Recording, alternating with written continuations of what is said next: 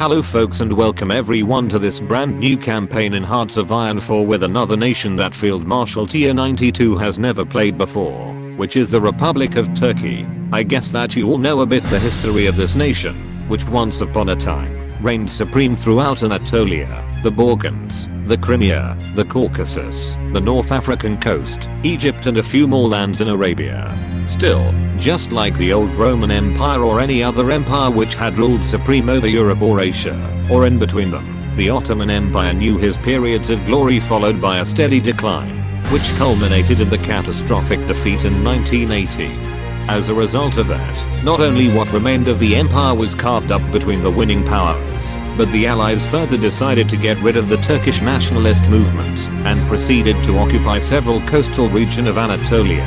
This forced the Turkish government to relocate the capital to Ankara and triggered the Turkish War of Independence, a conflict that lasted from 1919 to 1923 and ended with a complete victory of the Turks over the Allies, a conflict that however left many wounds still open by 1936.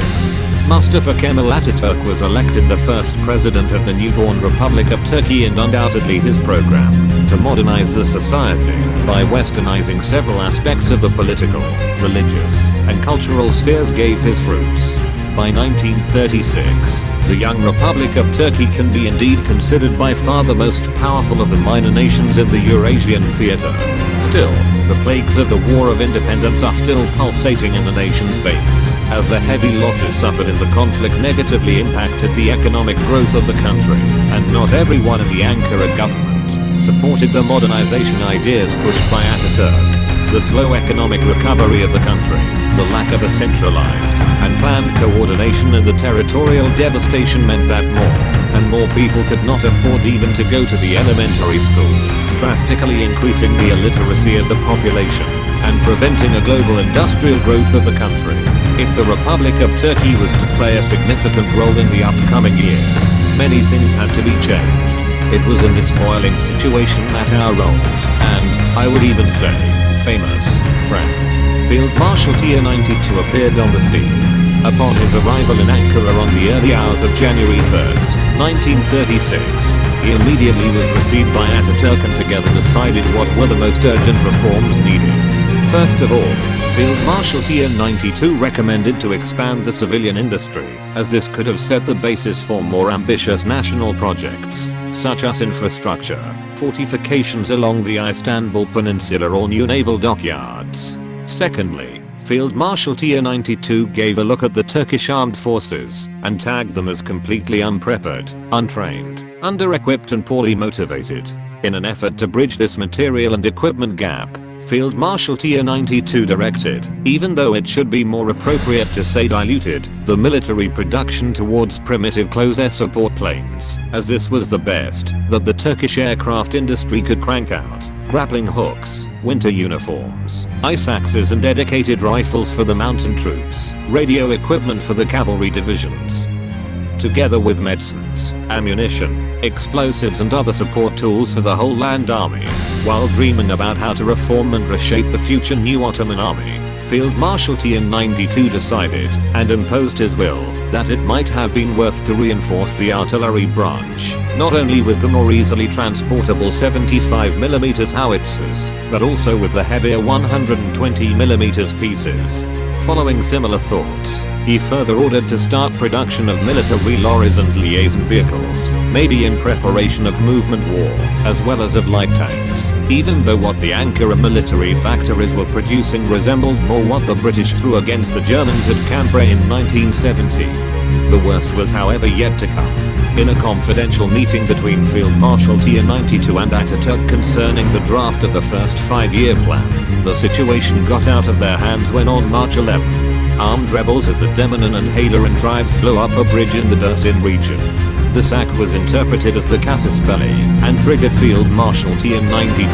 who personally redirected 6 light infantry, 1 mountain infantry, and 1 cavalry divisions to suppress the rebels. The fighting turned out to be more exhausting than expected and left the local infrastructures badly damaged, as if all what has been destroyed in the previous War of Independence had not been enough. In an effort to convey the public opinion and the foreign attentions towards other matters, on May 20th, Field Marshal Tier 92. Ataturk and the foreign ministers of Greece, Bulgaria, France, United Kingdom, Australia, Japan, Romania, Yugoslavia and the Soviet Union agreed to sign the Montreux Convention regarding the regime of the Straits, an important agreement which provided Turkey with control over the Bosporus and Dardanelles Straits, and allowed the young republic to remilitarize the Straits. With full control of that strategically important area, Field Marshal Tier 92 had finally proceeded with his plans to make Turkey great again. Having stabilized the swaying political and economic situation of the country, he invested significant efforts in expanding the national universities and opening them to the public. He clearly wanted to give rise to a new generation of highly qualified scientists, technicians, and engineers who, in his ideas, should have led to some revolutionary breakthrough with which turn the tide in any future war. He even agreed on receiving and hosting a large number of Jewish refugees who were seeking shelter from the aggressive and persecutory behavior of the Germans, decision which helped in speeding up the industrial and electronics research fields. Field Marshal Tier 92's battle against the public illiteracy officially begun on April 7, 1937, when he announced to the whole nation a program to build public schools even in the most remote and lost villages, followed by his decision to conduct a massive investment in education on May 19 by opening new libraries and promoting the import and translation of several foreign books about engineering, electronics and medical science. Last but not least, Field Marshal Tier 92's efforts to permanently reserve a portion of the national monetary income to invest in research further attracted several big brains even from abroad, especially from the neighboring Bulgaria and Soviet Union. But as 1937 was coming to an end and the winds of war were already blowing in the Far East with the Second Sino-Japanese War, Field Marshal Tier 92 realized that the time has come for more drastic reforms to be done within the next 2 years. Guys, thank you very much for watching. Leave a like and a comment if you enjoyed this first new episode.